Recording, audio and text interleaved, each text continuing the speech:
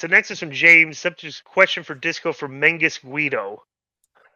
Hi, Disco and Conan. What did Disco think of helping a green Nathan Jones during the World Wrestling All-Star stint in Australia? I felt like his career in WWE was wasted all because of veterans worried of losing their spot as soon as new talent joins the roster. Hey, I like Nathan. He was a very bright, very intelligent guy. Like we talk about, have conversations about science and stuff. Like he was very ahead of the curve, like on like issues. Like he was a fun conversation. Um, he was kind of green, but he looked like $1,000,000, and the guy was an unbelievable athlete too. I'm surprised that his career kind of fizzled. I don't know what happened in WWE with Well, him. that from what I remember in WWE, it's like they were hazing him a lot, and he couldn't Right, take it, which was weird because this is a guy that was in prison and beat up a bunch, documented, like beat up a bunch of prison, including like prison guards, and the right, guy was legit, like super, super strong. right. He was a strong man.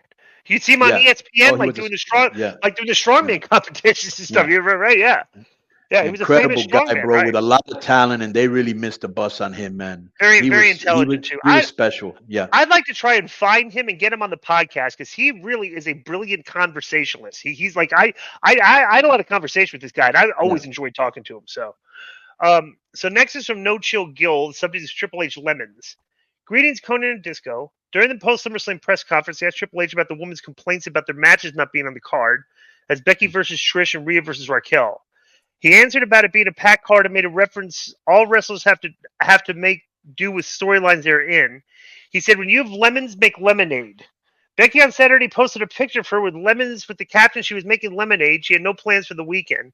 Twitter photo attached. Was Yeah, I this got it all. Trips way to remind them all to check their egos, or was this nothing?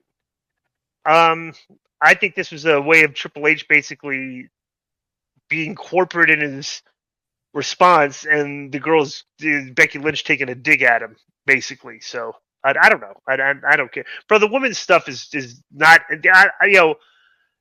It's not all their fault, but bro, the women are not that interesting these days. And it's part creative, but it's also part on them too.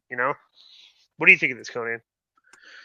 Yeah, but bro, you're gonna be on another show. It ain't like just because you All missed right, SummerSlam. I was Ray on SummerSlam. no, Mm-mm. All right, big deal. Because he knows he's gonna be on another show, and they're the biggest stars in the company, and they're in commercials, and they're in everything. Give me a break. So if you're not on this show, because it happens to me in AAA, why am I in this show?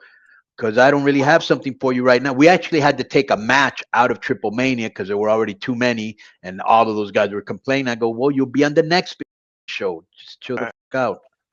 Next is from John Roddy. Subject is so annoying. On the SummerSlam media tour, watch a ton of interviews with WWE names such as Kevin Owens, Rhea, Sheamus, Finn, Seth, and Sammy, who all spoke about how heartbreaking it is to not be booked on WWE shows. Yet at the same time in these interviews, we're talking about badly beaten up they are and feeling and wanting time off.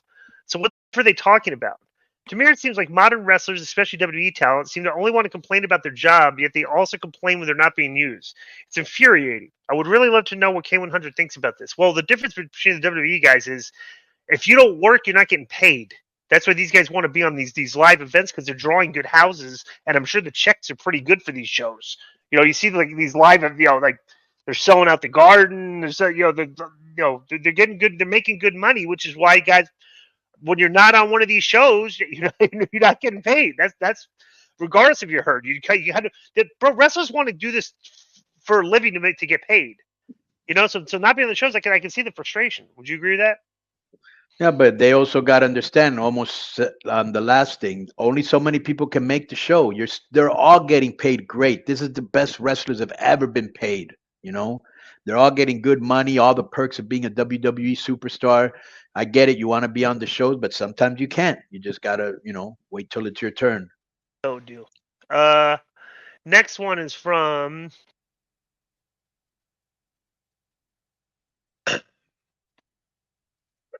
Ultra Frog Roller Frog.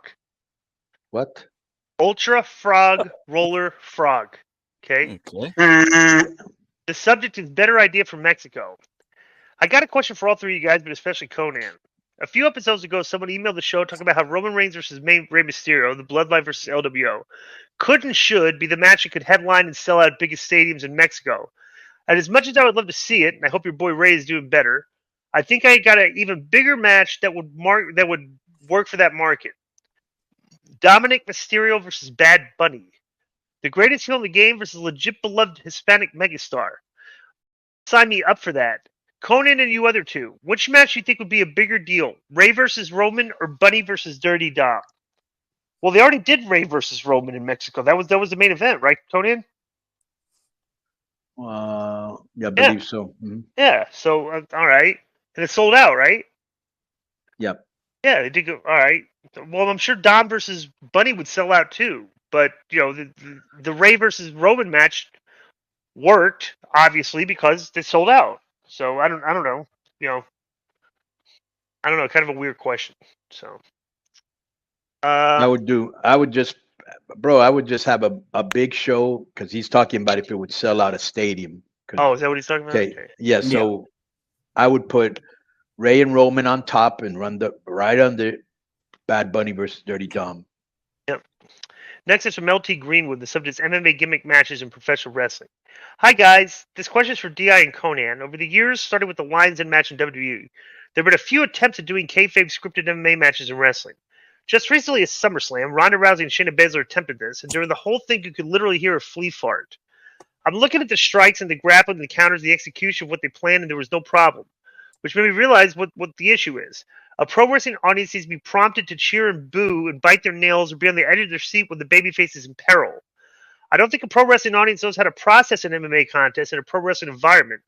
Simulating MMA, in my opinion, takes the drama and suspense away. Do you guys think an MMA type match could be successfully pulled off and pop a wrestling audience? Thanks. I thought Joe and Kurt worked years ago in TNA. You were still there, right? Yeah, I was still there. I thought worked. That was I think Impact's biggest buy rate for a long time, if not forever. You got to be a really skilled performer to make it work because there's things if you want to do fake MMA, you got to change the rules of how you sell because there's things in MMA that if you're selling, like if you're doing it, if you're kicking somebody in the head in MMA, like that might be the end of the match or the end of the fight. Like you're knocking the guy out usually. Like you're kicking somebody in the head in pro wrestling. There's like 15 of those, like 5 of those a match. It seems like so. It could work, but that's it. I think it's worked in the past with Kurt and Samoa Joe. What do you think, Conan? Yeah, I haven't seen the SummerSlam match. I'm going to see it tonight. Did you see that match or no? I skipped that one. I'm going to watch it tonight too. All right. So I don't know how it looked, but you can do it right. I've seen guys do it right. And the best example is go to YouTube. Norman Smiley, our boy, Black Magic, was on one of these, Disco. But go to YouTube and look up the old promotion, UWFI. Right. They were doing work shoot matches that looked incredible. Right. So it can be done. Yeah. I think the lack of reaction, if that was indeed the case, is just due more to Ronda, and she's not meshing with the fan base. Hasn't been for a while. So next is from Yella Hard Hat. The subject is Paul's. While I did not watch a Jake Paul versus Nate Diaz, I'm well aware of it doing giant business. And on the same night, his brother Logan worked a great match with Ricochet on SummerSlam.